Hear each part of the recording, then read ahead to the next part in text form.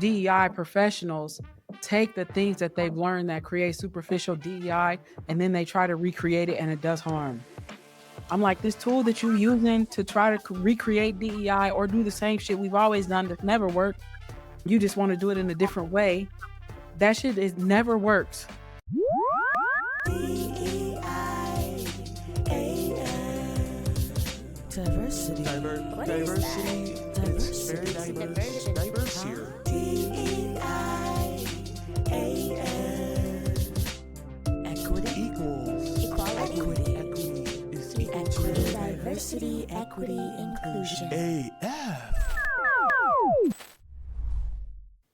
Welcome to the DEI podcast. Welcome to the DEI podcast. I am thrilled for our guest today. I am really thrilled. I'm going to have to start coming up with more effusive words because thrilled doesn't seem to be meeting the moment. Word. But I am very excited to welcome Dr. Cheryl Ingram to the DEIF podcast. Dr. Cheryl Ingram, affectionately known as Dr. CI, is a two-time PhD holder. See, this is what happened. A Black woman have 5 minutes to herself, Right. to get another degree. Right. She is a two-time PhD holder, global award-winning diversity, equity, and inclusion strategist, filmmaker, and entrepreneur who's redefining what it means to create change that sticks. With over 20 years of experience dismantling bias in workplaces, classrooms, and boardrooms, Dr. CI has been recognized among the top 10% of DEI consultants. I think 10% is generous too, but I think it, okay. Thank you. Pride for her data-driven and unapologetically human approach to culture transformation. Dr. Cheryl has run businesses like Inclusology, Diverse City Group, and now her newest powerhouse brand, the Inclusologist. I know you trademarked that word. Like, I know that's your word. Of course you know I did. Yes, I did. Okay, great. She has her own production company. She has a film, You're Smarter Than You Look, has won multiple international awards. Her acclaimed documentary recently released on Tubi and other global platforms, DEIing, a guide to navigating the goddamn mess they've made of diversity, equity, and inclusion, is sparking necessary conversations around the globe. Dr. CI, welcome. Amelia, thank you. You know what? I need to take that bio and hang it on my mirror in the morning so I can remind myself that I'm going to be okay someday. I think you need to have like, what's the actress? I think you need to have Samuel Jackson read it. Word. And then you just play it every morning. Well, I feel like anything in Samuel L. Jackson's voice is just going to get done. That's right. His voice just says, get your shit together. Truly does. It truly does. So we, of course, as we do on the DEIF podcast, had a pre-call, as is standard in many podcasts. And we've affectionately been calling this episode, I Don't Give a F About DEI. And I really like that title because it's a place I want to be for a moment. Like, I want to spend a little bit of time in that space. And I don't know if we as DEI practitioners spend a lot of time there, and if businesses and organizations also spend time there. So we're kind of going straight to Final Jeopardy. So we have seen a lot of changes in the DEI space, from companies struggling about what to call the practice, changing the language, wondering if they should change the language, and some just shuttering their DEI practices or spaces or whatever they've had all together. Is DEI being attacked? And if so, where did this backlash come from, in your opinion? Yeah, I think DEI is under assault for sure. Like, when we think about this current executive administration at a global level, because it's interesting. I was talking to one of my advisors the other day, and we was having a conversation about the difference between assault and attack. Oh, right. And because in my dissertation, I wrote that DEI is under assault or is under attack. And he said, I think it's more of an assault. I said, well, tell me what the difference is besides the way that you spell the word. Right. And he said, well, attacks are like if you attack something, you do it in the moment and then you kind of back off. He's like if you get attacked by a dog, Sure. right? He said, but an assault, like the ongoing assault is like a consistent, like it's coming at you consistently all the time. You are under assault. You are at war. He was like, DEI is kind of in its own war right now with our political administration. I said, you're right. It is because it feels like he said, and when you go into war, there's different strategies, right? It's like you say, we're going to attack them at the water well at 6 a.m. in the morning, and then we're going to go attack this small village.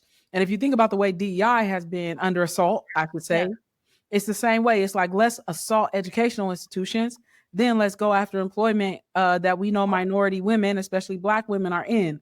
And so I feel like DEI is under assault. And that is a really, wow, that really shifted you see why you need to have Dr. C.I. on your podcast 35 seconds into this. And I already have a new framework to look at this, because you're right. I do think of attack as a one-time, like you said, a dog attacked you, or you got your purse snatched, or you got into an accident, or something happened. But an assault seems more determinative, like it seems more determined. Yeah. Right? Mm-hmm. So we are under assault. And you know what pisses me off about it? I mean, because everything about it pisses me off, right? But I was thinking about this the other day. I was like, this ain't the first time DEI been under assault. No. Like, you and I talked about this in our pregame. And every generation of DEI has been assaulted. And what we've done is we've changed the language to try to maneuver the way that they assault DEI. Like, we first called affirmative action, and then actually first civil rights. Then it evolved somewhat a component of civil rights into affirmative action. And then affirmative action is, for some reason, the concept of affirmative action has stuck with us, but the evolution of DEI has not. So people are like, oh, you token, you want to put women on boards. I'm like, shut the fuck up. That's not even what DEI is. And quite never has been. Yeah, never, right? I'm like, that's representation. That's people management. If you really want to talk about it, right? I'm like, that's recruitment. That's talent development, which is a component of DEI. But for some reason, when you rooted in bias and scared of losing your own existence, which I don't see how, you start to manipulate the way that you start to manipulate how we frame DEI.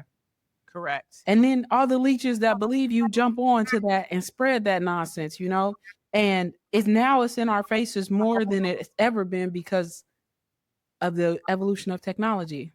Sure. Right? Everything is more in our faces. We see dead bodies from war. That's nothing new. A genocide, you know what I'm saying? Like, going in and wiping out it.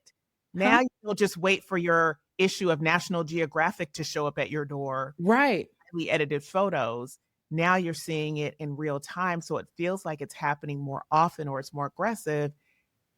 Perhaps, and again, to your point, you're just seeing it more.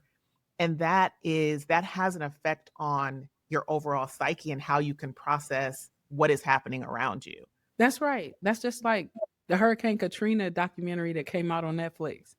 And people was like, I'm mad all over again. I was like, you stop being mad? Because it's still the effects of it are still in New Orleans. That's right. In Louisiana. That didn't go away. The wildfires in California will be there for some time. If you're in the States, the fire in Lahaina is going to be there. For the effects of that are still going to be there. We just moved on. That's to the right. Headline, and didn't stay close to exactly what was happening. Yeah. So I'm curious to understand. So when you talk about the shifting of language and how the language has shifted, my question is, I think there is a tension between those who feel deeply that we have to keep the language or else we are selling out. If it isn't called DEI, or if we're being asked to shift language, and some organizations are being asked to shift language so that they can continue to do the work that they really want to do and have the impact that they want to have. Mm-hmm. And others who are saying, I don't really care what you call it. I care what you do. That's me. Where are you? And where do you think our mindset should be? I'm far to the extended part of the spectrum that says, I don't give a fuck what you call it. Right. I care about what you do. And you and I have talked about this before, how people romanticize language and then it becomes a part of our identity. So we develop an attachment issue to it. Mhm. And DEI has done that. They're like, well, diversity, equity, and inclusion is a part of who I am. It's always been that. Before we even called it DEI, you had all these different dimensions to your social identity since we could name social identities. That's always been in you. Yes. You know, the DEI is a superficial term. The action is what is where the authenticity lives. So when we say I don't give a fuck about DEI, and I said this in my documentary, I don't give a fuck what you call it. I care about how you do it. And yes, it probably should have a name so that we make sense of it. But if we go through a concept that changes names 6 different times over a 50-year span, we probably with the attachment to a name kind of makes no sense. Like, do we just call it operations? Do we just call it IT? Do we just integrate it into the places it needs to be in, and then it just becomes a part of that DNA? Yes. You know? I fully agree. And I think, as, John McWhorter said, the linguist, you stick around long enough, language is going to change all around you. That's right. As I have said, my birth certificate says Negro. And when Mm, people see my birth certificate, they have a visceral reaction to seeing the word Negro in print. that's And right. I think to myself, but you did know that existed at some point. But I think to see a living, breathing person who was identified as Negro for some people, particularly younger generations, really hits them in a place because they think of that as so long ago. Yeah. I Your girl ain't that old. So they think of it as so long ago when really it lives and breathes and walks with us, that's right? right. It is all around us. And that language has continued to morph and change and may change again. That's right. It, That's it, right. it may change around us again. I'm interested. You used a quote during our pre-interview, and I love a good quote Hmm. that I really wanted to spend some time expanding. It was Audre Lorde, Hmm. that the master's tools will never destroy the master's house. Hmm. What should that mean for us now? Because I think Audre Lorde is always speaking to us, Hmm. but I wonder what that means for you, for us, for DEI in this time now. Yeah. Like, because when I think about the master's tools in the way that it exists, has existed in DEI and the way that it exists in DEI, it is the foundation for which DEI has been built upon superficially, right? Because to even use the term master in the way that we use it when it comes to DEI, and we say the master's tools, that quote itself is a representation of slavery, Yes. right? And being able to dismantle the house at the plantation, and how even people are afraid to leave the plantation, right? You become a part of that master's plan. And so with DEI, it even goes back to how we talked about the language of how we are so scared to leave that language. And I'm like, well, what if that language is part of the superficiality, which is harming DEI, Mhm. right? And then you have this, you and I, this is super controversial, but I say it anyways. When I think about who's in office and who's dismantling DEI, that could have never been us to do that, Correct. right? I watched a interview with Obama this morning, and he said, "Could you imagine if I had sent the National Guard to Texas?" He wore a tan suit and it made worldwide Right, right. And so, like for DEI, when I hear that, I think about how when DEI professionals take the things that they've learned that create superficial DEI and then they try to recreate it and it does harm. I'm like, this tool that you're using to try to recreate DEI or do the same shit we've always done that's never worked. You just want to do it in a different way. That shit is never works, right. right? Like you and I talked about, you probably gonna get to this, how some DEI programs needed to go. Listen. That shit wasn't working. What you was doing was using the master's tools to try to go into a business and fix that business's culture and the way that they operate with That's some right. shit that you learned that never worked. It never worked. And you're right. That is, I think, another tension that exists right now because once companies, nonprofits, schools, whatever, started shuttering their DEI practices, people were alarmed and saying things like, I can't believe they're doing this. I can't believe they're doing that. And in some cases, I thought to myself, what will the difference be? Will you notice Right. that it's gone? Some of y'all needed to get shut down. And so I'm wondering, maybe you can answer this in from the perspective of leadership and from the perspective of DEI professionals. Mm, What are we getting wrong? yeah. I Because think we're approaching it from different perspectives. that's right. So when you asked me that, I didn't even think of this in our pregame, but I immediately thought of Harry Potter and like the invisible cloak. Remember when Harry Potter had that Yes, invisible cloak? having never read Harry Potter. Yeah, me either, but I saw the movie. One of them, maybe two. I'd have y'all ain't a Harry Potter fan, but I saw the movie with the invisible cloak, and the reason why I say that is because I think sometimes when we institute DEI in companies, it becomes an invisible cloak to be a justification for how they discriminate against people in the company. Right. And they say, but we have a DEI program. We have a DEI statement. We hired a full-time DEI person. And your company is worse than it was before you did that. Right. And so like as a DEI professional, I've had to think about that because let's be clear, when I first started DEI, I wasn't the professional I am now. So I had to learn from my mistakes and the mistakes of other people around me.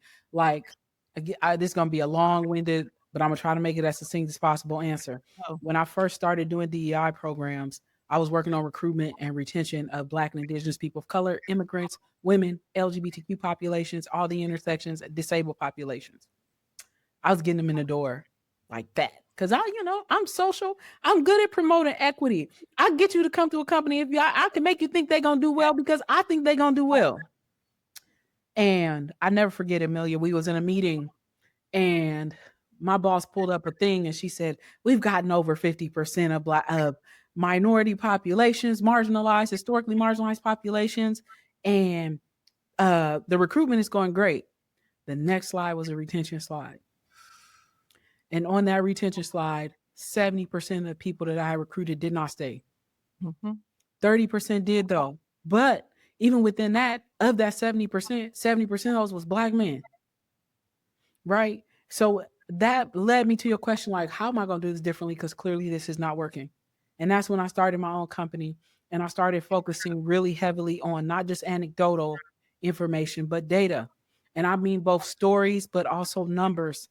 Yes. And finding a way to measure and validate that and then create strategy around that, but also using measurement to hold people accountable, just like you do with your profitability. And I even had to think about how to formulaically put DEI into profitability, right? How much budget do you spend? How long do you determine that budget? Where's that budget being distributed? Is it making a difference in numbers? So it was like it's like with the dissertation I'm doing now, it's quantitative and qualitative. And the quantitative piece is so intricate. It's nothing that we've ever seen before, how you measure DEI. But I had to take studies from 21 companies over a 5-year period and capture all of that data to see what I did wrong, what I did very well, and where there was space where I did okay, but there was a lot of room for growth. And I think that introspection and the ability to look at it through this data-centered lens, and I know many DEI practitioners are, so if you're hearing this, I'm not saying that you're not, but to be able to speak the way the business speaks about it, able to use it that way, because the tension that I see sits right here, I think, where you're speaking, or what you're talking about, because leaders are coming to this from a financial ROI perspective. That's right. And at times, DEI practitioners and maybe general population in companies, right, are sometimes coming to this from a more moral perspective. Again, I don't want to suggest DEI practitioners don't understand the ROI of their organizations. Please don't hear me saying that. But you ain't not saying that. Like, right. Let's be clear, because it's two truths to both. Right.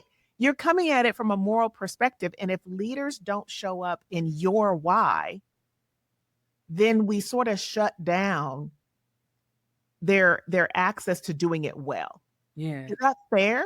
Is that a fair assessment of the tension? It is. And I say it, historically, marginalized people, y'all have got to stop doing DEI. Y'all have got to stop putting yourselves in DEI positions because it makes y'all feel good. Oh. Some of y'all, I say this wholeheartedly, that is not your ministry. Go do what you're good at. Mm-hmm. Right? Because if you just because you are Black and have led some major initiatives in your company does not mean that you qualify to do DEI. Those And are the average DEI professional lasts 3 years, Mhm. right? And that's a DEI professional that gets into the industry. But as a professional, you have to be a researcher practitioner. You can't just do it based on how it makes you feel because you will always fail, Yes. right? And Yes. so there might be some people who get into it and they become great at it because they've gotten the training and the development, and or they naturally good with data, etc. But even if you naturally good with data, you got to understand people. If you're good with people, you got to understand data. It's like DEI requires every dimension of you to be able to think critically. I believe that. And I believe it also depends on you understanding what your company's motivations are. Right. Organizationally, what is it you're trying to do? If your company is trying to be a global company, they're trying to grow to be a global company, maybe you're in a startup or maybe you're in a smaller business and that's where they're trying to go, that requires a different set of skills and initiatives to get there, That's right? right. If you are trying to do right, if you're a larger organization, then like, to your point, recruitment may not be your problem. I don't know if you work for Google or Amazon or but they're probably getting more applicants than they know what to do with. That's right. It is then creating a culture internally so that you don't have a sieve and people are falling out on the other end so that your recruiting numbers look great, but your retention numbers don't. Because Yeah. that's true in many organizations, Yeah. And right? yes, and it's not just a minority, historically marginalized person thing. It's a white woman thing too. How Like you your head of HR should not be integrated as your chief diversity officer. Those are two different competencies, two different roles. And yes. I see a lot of white women in chief diversity officer positions. And I'm not saying that you're not qualified, but I'm not saying that you are qualified. But you're more likely to get that job than a historically marginalized person and fuck it up Mhm, just as bad. So it's mhm. like, and people love to look at DEI through a granular lens. Well, my position as a woman, I grew up poor. I'm a woman. I should be in this position. I'm like, no, because nothing in your job description says that's one of your qualifications. Correct. It's not my lived experience that makes me good That's right. at this. I'm not saying that my lived experience is not important to and it's not something I bring to the table, and it's not something I bring to my roles, but it isn't what makes me qualified to do my job. Yeah.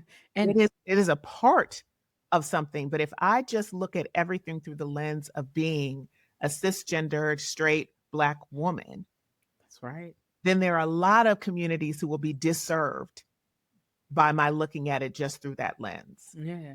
And even as DEI, like you and I've seen this a lot with other DEI professionals or practitioners who I feel are very elitist in our industry. Oh, It almost feels like sometimes there is a harboring and an inner circle of keeping information sacred. And I'm like, because there's a lot of people who want to do this work, but they need training, right? They need people like us to train them. And I'm not saying I know everything, because there's going to be something I don't know about DEI, Amelia going to be fantastic at. But it's like, how can we put our minds together to create training and curriculum and leadership principles and stuff for people who want to do this work? But you also don't see people in this work collaborating in that way. And yes. it's the loneliest job I've ever had. It is very lonely. And at times I'm wondering if you sense why do you think that is? Why is there not more collaboration? Why is there not more um, true intersectionality within the space of DEI practitioners? Why does that exist that way? Oh, there's so many answers to this. I had like three go through my head when you asked me that question. The first one is fear, because most people, most people who get into DEI work do it because they've experienced their own trauma. So we have our trauma responses, which are consistently triggered in this damn position, cause us to sometimes isolate because we just trying to figure out how to survive in this position, right? And then I think that fuck that, I'm gonna say it. I think there's a lot of DEI circles that come about that are run by white women that don't realize how they practice exclusion to DEI practitioners when we get into those circles. I've Mm, had my fair share of them, especially in the Pacific Northwest when I lived there. People wanted to do well, wanting to have the conversation, but then when we come into the conversation, that's us, we get mistreated. Boom, another scar. It's like, well, fuck that. I'm not gonna do it at all. Right. And then for another thing, and these are just some of the things that come to mind, is the lack of opportunity to actually do that at an authentic level. Sure. Right. I think that to practice DEI collaboration at an authentic level requires people not who want to do something good, so they bring a bunch of people into a circle and don't have no idea what to talk about. It needs to be led by people doing the work, right? And it needs to be open. I mean, I saw DEI training the other day hosted by an organization that was $2,500 per person. And I was like, we can't afford that shit. Right. You don't have that kind of budget. DEI Yeah. practitioners, unless you're at a very large organization, you do not have that kind of budget. Right. So those are some of the reasons I think. What do you think? I think it's that, and I think organizationally, leadership in organizations tend to want you to sell a commercial. Mm-hmm. They That's tend right. to want you to go out and talk about all the great things that are happening in your company and all the great things that you're doing. I understand why. But if I can't be vulnerable and say to my colleague, Cheryl at XYZ organization, I am really struggling with this and we are not doing well at this, and I need some help and I need some things. If I can't really go to you and say that, and you can then share with me, you don't have to give me proprietary information, but you can then share with me something that you're doing that's working. There are so few spaces Yeah. where that can actually happen. That's right. You know, I'm gonna call this out, and you can mute it. You can decide to exclude if you want. I joined the National Diversity Council 7 years ago, and I was the educational chair in Los Angeles for the National Diversity Council, national organization, and almost in every state, developing different chapters, and it was a shit show. I remember being a part of that organization, going to meetings that were super disorganized. When I asked difficult questions, them refusing to answer. Um, when I went to even talk about data, it was received in an awkward way. And I was just like, what do y'all do? And the lady in there literally told me, we try to help with large political organizations to get donations so we can put on a national conference. And in that national conference, what they do is hand out awards and shit to organizations that they feel are doing DEI really well. They write them checks. And I was like, this is the part of the problem. That's definitely part of the problem. If we are only going to reward ourselves and like it's just a circular thing, that's just where's the real impact? Right. I think the other thing I would also say is if you're in an organization and you're doing DEI work, you might be a solo practitioner, you might have a small-ish team, again, unless you're at some of the, very large organizations. And you go from prospect to suspect real quick.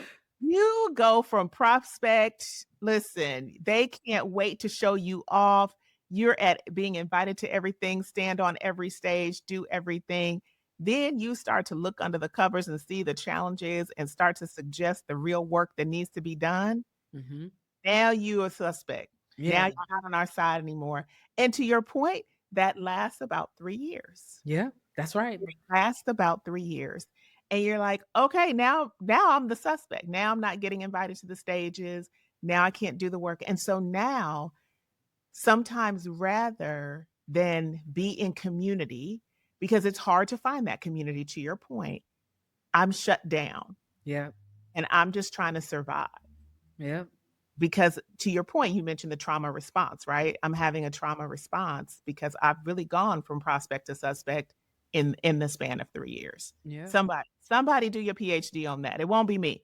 But Right. somebody, but one of the things you talked about in terms of organizations and what they're trying to do, ERGs have long been a core pillar Fix your of face, girl. DEI strategy. Listen, make all the faces, ma'am. Make all the faces. Girl. ERGs, employee resource groups, have long been a key pillar. And we were having a conversation for this, and I am wondering your take on whether or not one of the goal of ERGs is to be inclusive. Is that the goal of ERGs? Because again, I think we're having a tension around what is the goal of an ERG. What are your Yeah. thoughts? ERGs are inclusive, but they not all inclusive. Okay. I fuss at people about this a lot because they like, well, why do they need their own space? I'm like, if you don't understand, that's probably why they need their own space. And if the only reason you want to join it is because they have their own space, you ain't there for an authentic reason. No. You there because you want to prove a point. But let me be clear, and I say this, ERGs are for marginalized identities. If you want to be in a group that's about business, go join a BRG, a business resource group. Go join a BIG or whatever the fuck you want to call it. But an employee resource group, since they were created back in the 1970s, I believe, at Hewlett Packard might have been the first company, or was it Intel? I think it was HP. And it was all black ERG. They've always been focused on advising HR, professional development, social mobilization within a company, and social movement in a community. That's what ERGs fucking do. Mm-hmm. So when people are like, well, I don't think we should have an all black group, there might be one black person that says that really ain't all skin Oh, folk ain't kinfolk.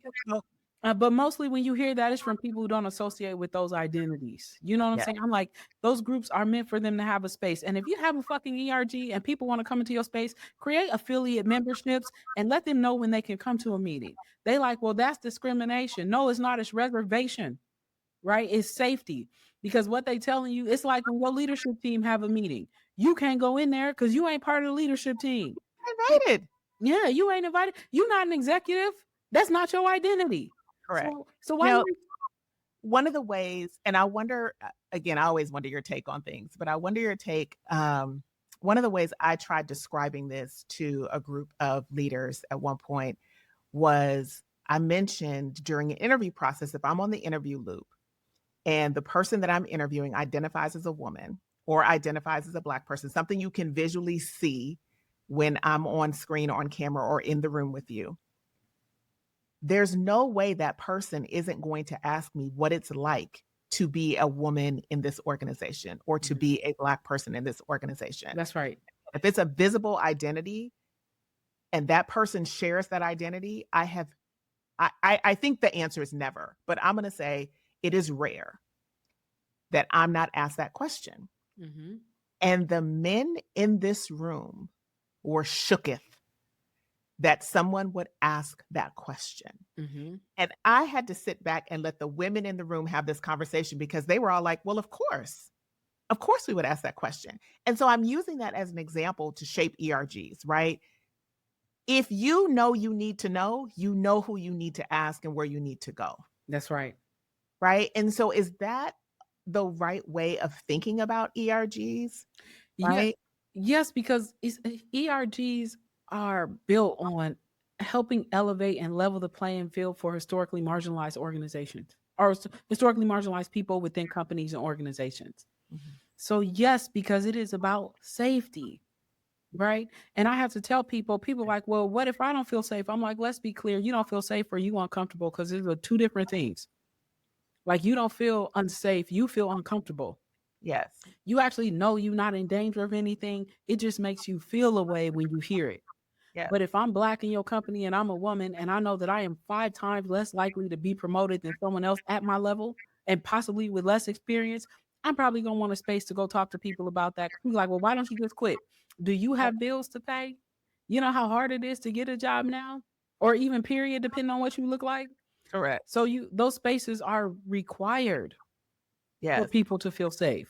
Talk a little bit more because I think you hit on something that people are going to need to sit with for a second. Talk about the difference between discomfort and harm or pain or real, right? Like there's a difference between being uncomfortable and being harmed.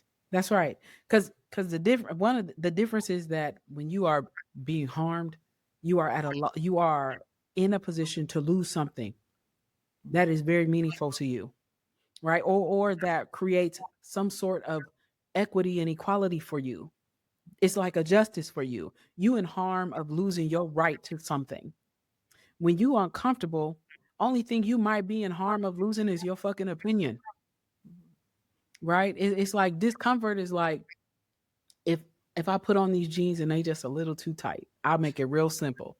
If I put on these jeans, honey, after I went on vacation and they don't fit the same, I'm uncomfortable. I feel seen. Right.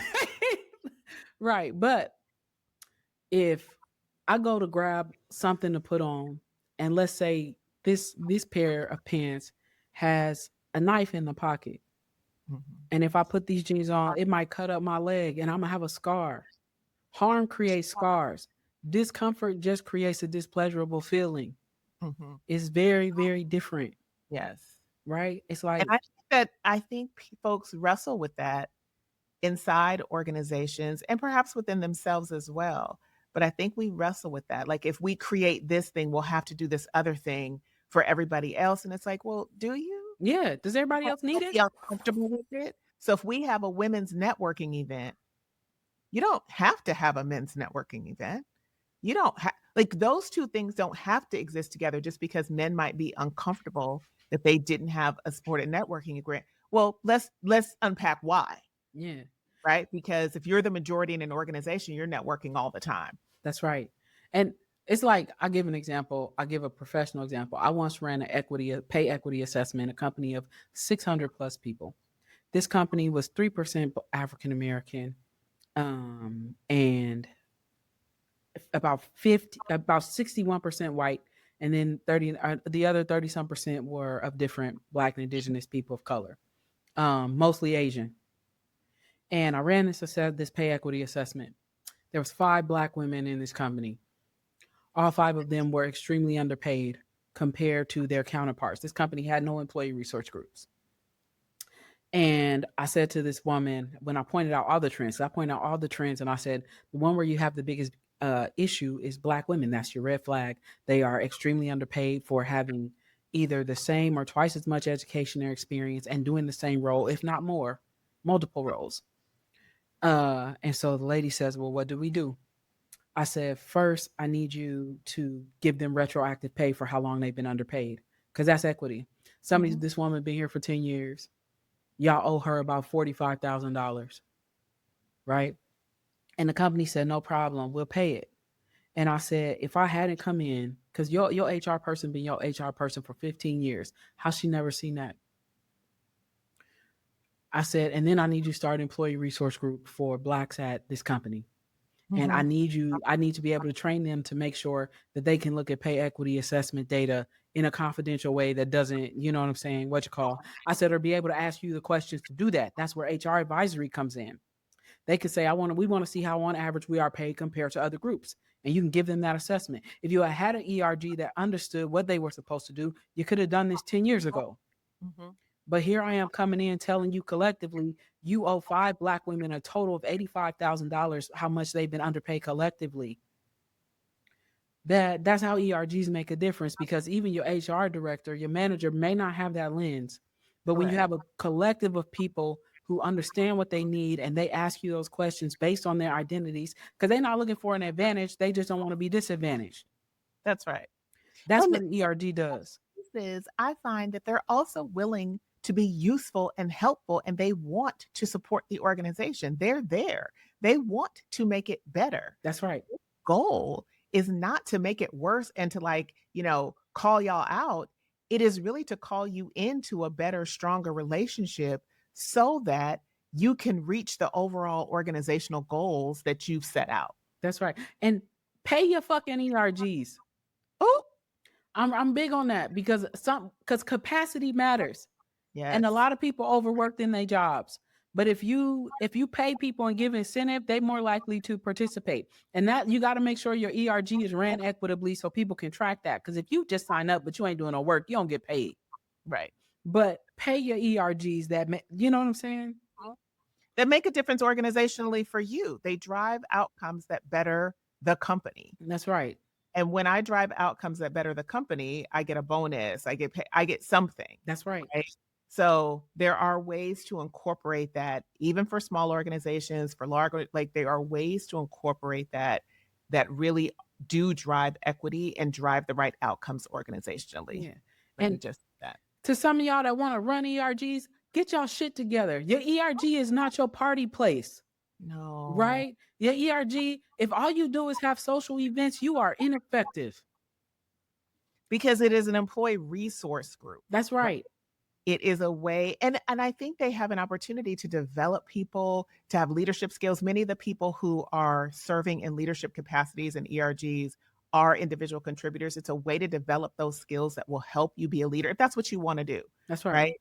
To help develop those skills done well, ERGs can definitely serve that purpose. Yeah. And y'all Uh, y'all go oh, party, but party after you do some shit, please. yeah. I think that belongs on a t-shirt. I think somebody needs to put that on an actual t-shirt.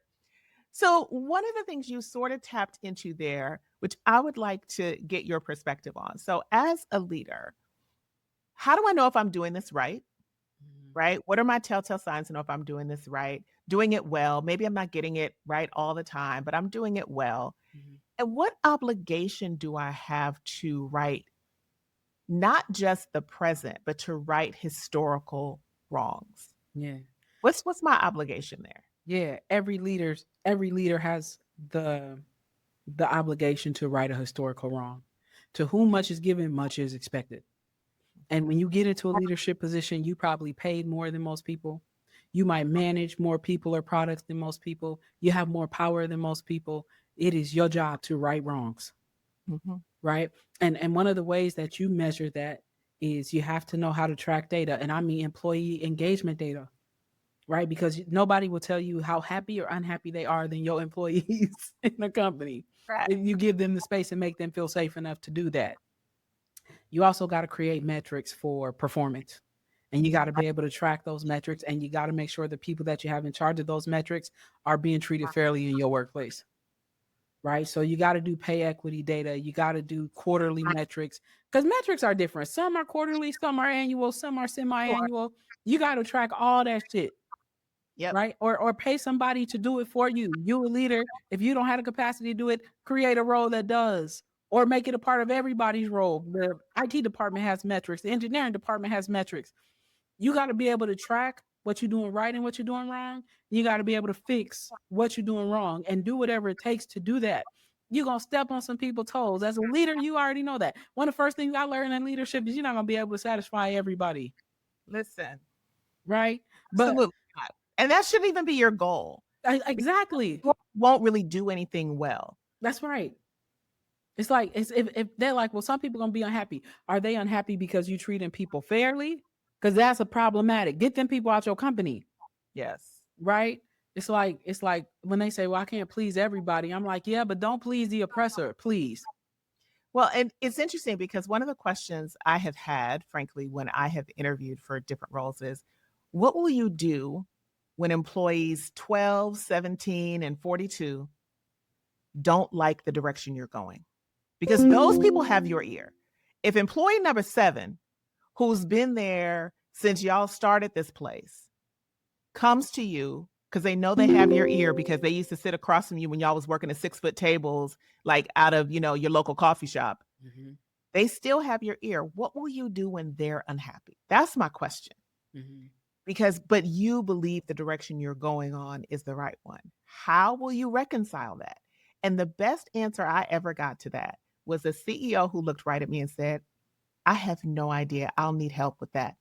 Thank you. Mm-hmm. Mm-hmm. I actually appreciated that as an honest answer Yeah. because it recognized, you know what? I hadn't thought about that. I don't want to cave. I hear what you're saying, but I might need some support when we get there. Cool.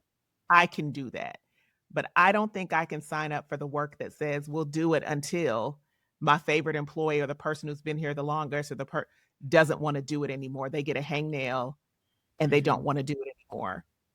I don't know necessarily how to sign up for that. How do you think about we talk a lot, it's interesting because certain words become, they get popular in the culture. Mm-hmm. So a Yes. word that's gotten popular in the culture is facts. Facts is popular in the culture. You say something and somebody says facts. And I really want to spend a moment and have you talk to me about what are facts and what is truth. Yeah. Because those feel like different things. They are. because that one is informed by the other, right? You can't Mm-hmm. you can't have you can't have one without the other. I'm trying to be diplomatic. Fuck all that. And also, I'm not very happy with that CEO's answer. I like, get your ass on board or get up out of here. Now I'm just playing in some regard, because sometimes you gotta understand why people are unhappy, because that Yeah. can inform your strategy and cause you to take it someplace else.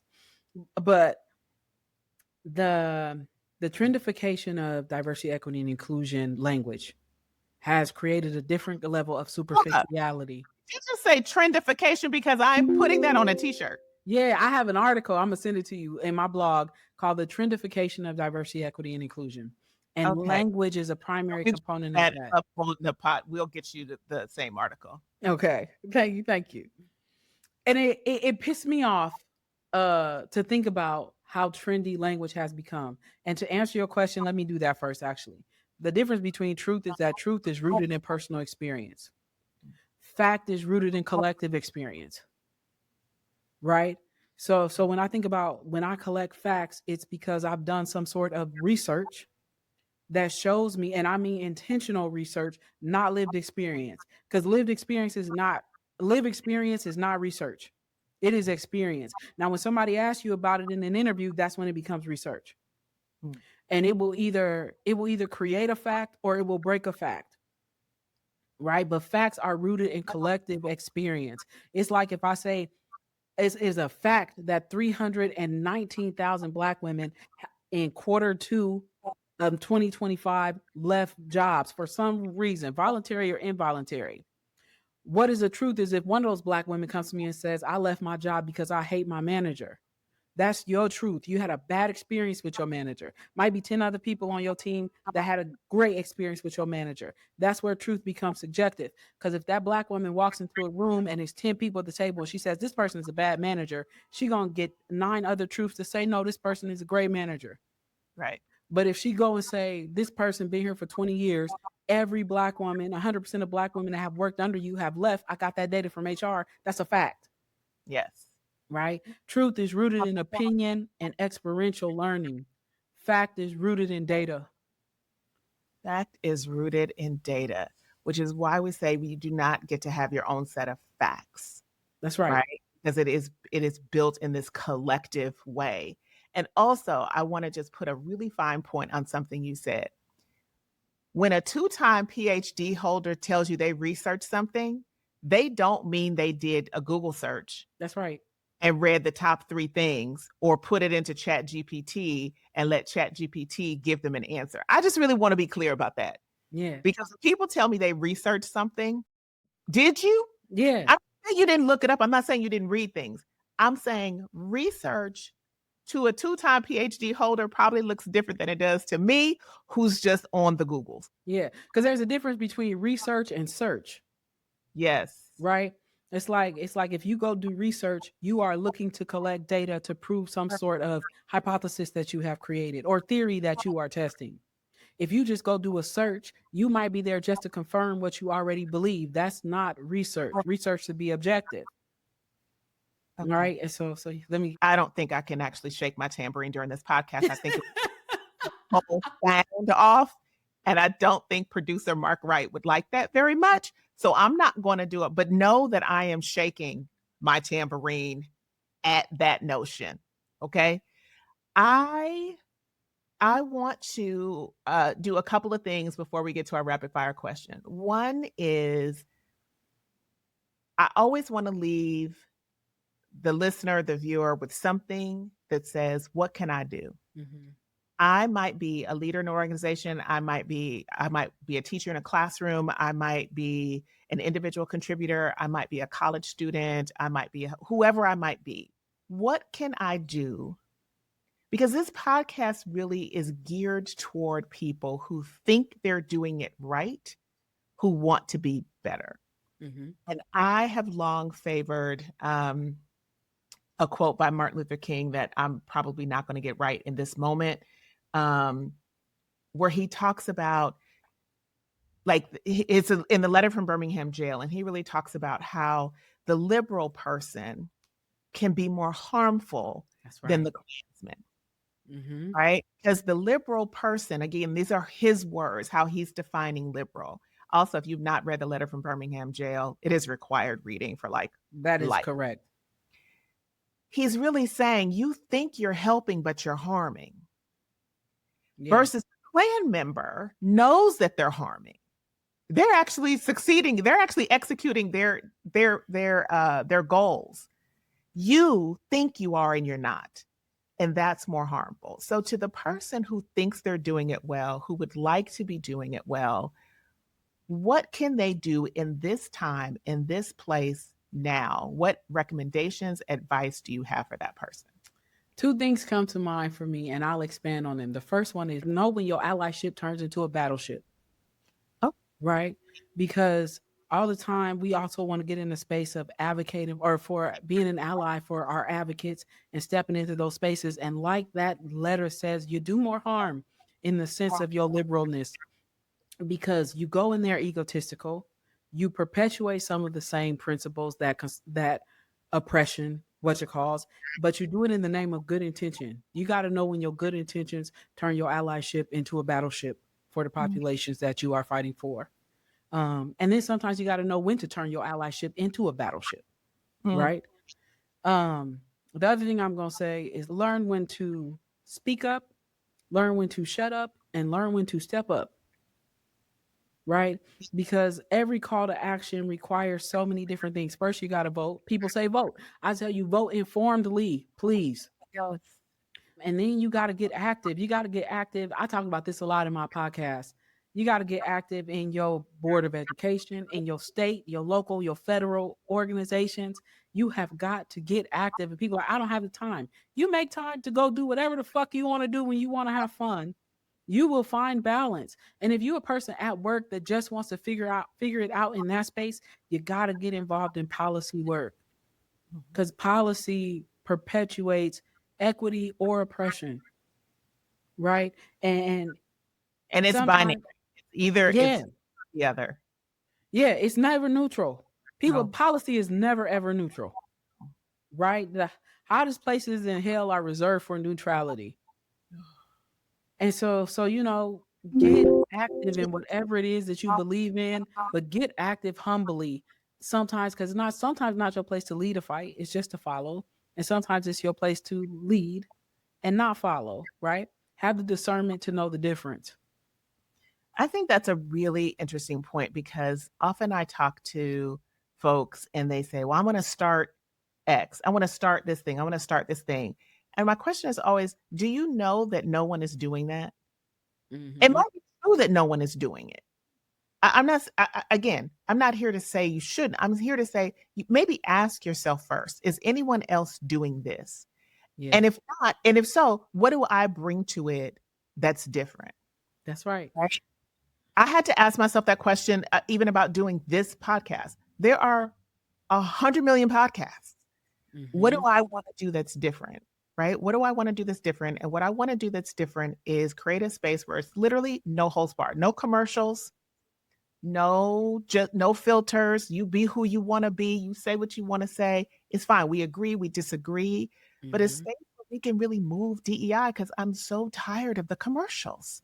Yeah, that's right. That's right. You got I'm tired of that. you got to know where you exist on that iceberg. You seen the DEI iceberg, the stuff that's above the water, that surface level, and then the stuff that goes real deep. You got to know how to swim, baby. You know what I'm Yes. saying? Because Yeah. everybody do surface level shit pretty well, Oh, but that's not where change happens. It's great to have a fun and food, fun and festivities, but that's not where change happens. And people are like, I think if we can sit down over food and have a conversation, we can create change. I'm like, no, the fuck you can't. That should make you feel good, but it don't really affect systems no, unless no. you sit down and eating Better after as about you build a yourself. plan. Right. You leave feeling better about yourself, Right. but do the other people around you that you proclaim to want to help, are they better off? Right. Cause if you celebrating, like if you go celebrate a Taco Tuesday, or people like, I want to celebrate Cinco de Mayo. Cinco de Mayo was a battle for a marginalized population. Do you know what I'm Yeah. saying? I like usually in the celebration, you celebrating some people overcoming some form of oppression, right? And you didn't do no work. and you didn't do any work. And let me just say, maybe unpopular opinion. I don't actually know. We haven't talked about this. So maybe this is an unpopular opinion. Maybe it's not. As the daughter of 2 Texans, can I have Juneteenth back, please? Look, Can look. I? I do appreciate Juneteenth very much so. I Um, do. but But you the know, first time I see sheets on sale, or the first time I see a sale sign in a window for the Juneteenth sale, I I don't know what's going to happen. I'm the child of 2 Texans. look, look, I y'all, I'm struggling over here. look. I appreciate the broader audience to it, but at the same time, it means I feel like my holiday is just, and it's not even a holiday. It's more of, I don't want to say holy, but it is holy in it's reverent, it's heavy, Mm-hmm. right? It's reverent in the sense of remembering Mm-hmm. what occurred in the state of Texas, around the country, of course, Mm-hmm. right? But I mean, specifically, I sometimes sit and think about those people on that day who found out for the first time, Right. and my soul weeps, That's right. And right? My soul is heavy. my And I think I really do want to be, their wildest dream, and not in a superficial way. come on. Come on. I really do. Like, that's a goal. I really do want to be their wildest dream. And then I get heavy because I think, what did you dream of? Like, Yeah. I really want to know. I want to know what you dreamt of, Yeah. because I want to be attached and connected to that. Anyway, the podcast is not about that. My grandma used to say, if you can't pray with us, you can't play with us. Right. But And when she said pray, she Mark, huh? I'm asking Mark if I can get the tambourine now. And she used to say, and when I mean pray, when we pray, of course we get active. She said, but what you pray for is something that you really want. Yes. Whether it's for you or for somebody else. My grandma used to tell me, if somebody can't pray with you how you pray, they can't play with you how you play. And I think on that note, thank you, Dr. Cheryl. We're going to go to our rapid fire Let's questions. go. Thank you. Thank All you. right. We have a few rapid fire questions that we ask every guest. Uh-oh. We have not pre-rehearsed this in any way. Pre-rehearsed, is that a word? We Yes. have not rehearsed this. You do not know what the questions are. And so I'm going to start with the first one. What is a book or movie that changed your life? A book that changed my life. I actually just read a book that really entered me into a new chapter of life. It's called The World Is Waiting on You. And Oh, it's by Edwina Burke. And it's a fantastic book. But I guess, yeah, that's the most recent. But overall, when I think about that, I recently or a while ago read The Untethered Soul. oh, I haven't read either of these. Okay. And The Untethered Soul changed my life. It really changed my spiritual life. Okay. Y'all heard it here first. I'm going to download these now. What is a song that can get you on the dance floor? Back that thing up, juvenile. Back that ass up. As soon as I hear it's the cash money for the 9 night job, the purse, whatever in my hand. Gosh, she took it back to the 99s and the 2000s. I love this so much. Yeah. What is your walkout anthem? It's a song by Damian Lillard. He plays in the NBA. He got a song called Anomaly. Oh, I have not heard this song. A fantastic lyricist, great rapper, and the song Anomaly is my walkout song for sure. We know for sure. If you could instantly become an expert in something, what would that be? DEI. Because who among us is an expert? That's right. That's Who among us? Okay. Who would play you in the movie? who would play me in a movie? Who would I want to play me? Who would actually play me? Yeah. Who would play me in a movie? It's got to be. I've never thought about this. Somebody spirited, authentic, kind of funky. Even though I don't care for her much now, but Monique. Okay. I like Monique. Her or Viola. I wanted to be Viola, but I feel like Monique probably gonna capture me a little bit better. I actually, who I was thinking? I was thinking Regina Hall. Oh, she'd be fantastic too. She would be fantastic. A good serious actor. She's funny. She's fly, like she's all the things. I think Regina Hall could play a movie. Okay, now this is my personal favorite question. Second to the last question. It's my personal favorite question. Does pineapple belong on pizza? And why? No, Yes. no. Oh, But listen, you talking somebody that hates cooked fruit. But no, pineapple do not belong on pizza. I stand 10 toes down. we're editing this out. It belongs on pizza, people. And yet, not one guest so far has said yes. I just want you to know that. Yeah. No, the answer is yes. Okay. Last question. What are you not certain that you're right about? You know, anything. When I say that humbly because I have a big moral compass, and even what I think is right, I sometimes wonder if divinely it is the right thing to do. So I would say I don't think I'm 100%. I take that shit back. Was a very humble thing for me to say. There's some shit I know I'm right at, but even then it's interesting because when you ask me that, I even question the fact that I said that. See? You know, so yeah. The question was, what do I know up for 100% for? What are you not certain that you're right about? Yeah, people often. Hmm. I'm not always certain that I'm right about a person because I tend to draw conclusions quickly in my mind, and I often go into situations want to see the best in people, and sometimes Sure. that's not the right approach. So I'm gonna say people is the one thing I'm not certain I'm always right about. We love it. You heard it here first. Dr. Cheryl, thank you so much for joining us on the DEI AF podcast.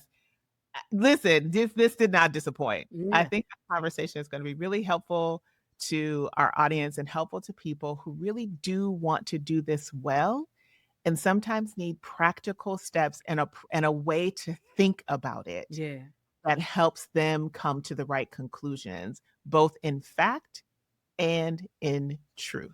yeah. Thank you, Dr. Cheryl. Thank you. This is my favorite podcast interview, and I say that with no bullshit. I love you, and I appreciate it being in this with you very much. This So excited to knock my headphones off. Thank you, Dr. Cheryl. All right, thank y'all. Oh. DEI, AF, diversity, equity, inclusion, diversity, equity, inclusion, DEI, AF, diversity, equity, inclusion, AF.